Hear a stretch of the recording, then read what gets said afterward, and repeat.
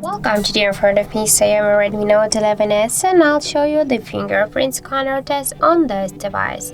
So before I set up my fingerprint scanner here, of my fingerprint to the scanner, to the power key button, and now I'll make 5 tries to unplug the device, and we'll see how fast this feature is and does it work so good as they say to us.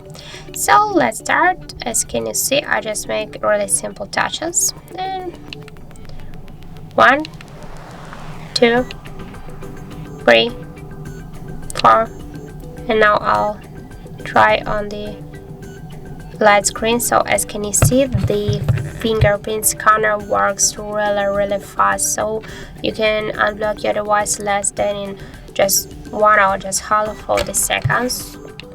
I like this because on some devices, when you just lock the device with the fingerprint, that takes a little bit more time. So I think that this feature works really fast and cool.